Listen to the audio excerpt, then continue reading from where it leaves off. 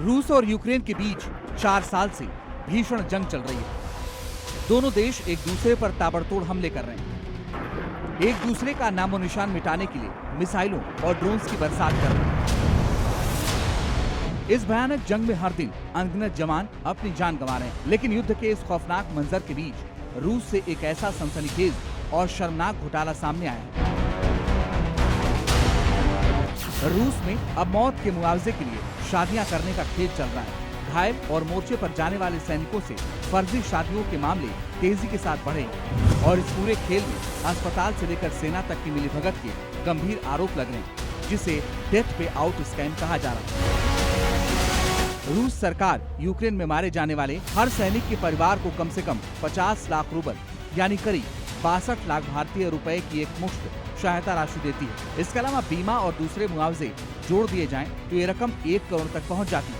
आरोप है कि कुछ महिलाएं इसी पैसे के लालच में अकेले, बुजुर्ग या कमजोर सैनिकों को शादी के लिए फंसाती थी। सैनिक की मौत के बाद पूरा मुआवजा पत्नी को मिल जाता है, जबकि परिवार के बाकी लोगों को कुछ भी नहीं मिल पाता।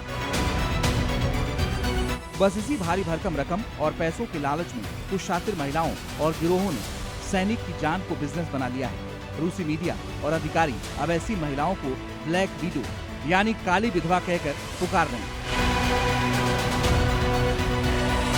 सबसे चौंकाने वाला मामला एक सैन्य अस्पताल की नर्स का सामने आया, जिस पर आरोप है कि उसने अस्पताल में इलाज करा रहे 5 अलग अलग घायल सैनिकों से शादियां की, ताकि उनकी मौत के बाद वो उनका सारा मुआवजा हड़प सके। कुछ ऐसा ही दर्द झेला है सेंट पीटर्सबर्ग की रहने वाली मारिया ने।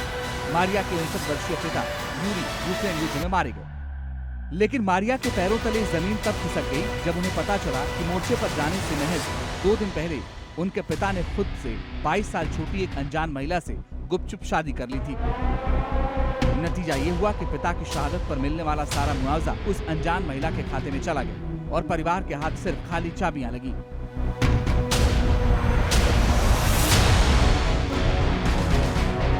साल 2022 में युद्ध शुरू होने के बाद रूस ने सेना में भर्ती होने वाले जवानों के लिए शादी के नियमों को बेहद आसान कर दिया था, ताकि मोर्चे पर जाने वाले सैनिकों को पारिवारिक संबल मिल सके। लेकिन इस मानवीय छूट का अपराधियों ने भयानक दुरुपयोग किया। साइबेरिया के एक पॉडकास्ट में तो हद हो गई, जहां एक रियल एस्टेट एजेंट ने खुलेआम सलाह दे डाली कि अगर सस्ता फ्लैट खरीदना है तो युद्ध में जा रहे किसी सैनिक से शादी कर लो और उसकी मौत के पैसों से घर खरीद लो। हालांकि बाद में उस एजेंट और होस्ट पर कानूनी शिकंजा कस गया। मामला सिर्फ महिलाओं तक सीमित नहीं रहा। प्रिमोर्स्की क्षेत्र में जांच एजेंसियों ने एक वारंट ऑफिसर, एक सार्जेंट और सेना के एक अकाउंटेंट के खिलाफ जांच शुरू की। इन पर आरोप है कि ये लोग अनाथ या अकेले पुरुषों को ढूंढते थे, उनकी जल्दबाजी में फर्जी शादियां करवाते थे और उन्हें सीधे युद्ध के सबसे खतरनाक मोर्चे पर भेज देते थे। सैनिक की मौत के बाद मुआवजे के करोड़ों रुपए से सभी आपस में बांट लेते थे।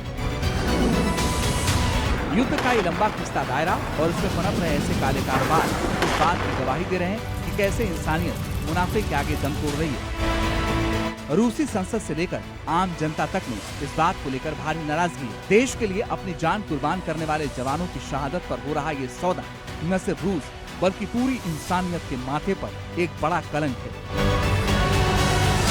ब्यूरो रिपोर्ट, जी मीडिया।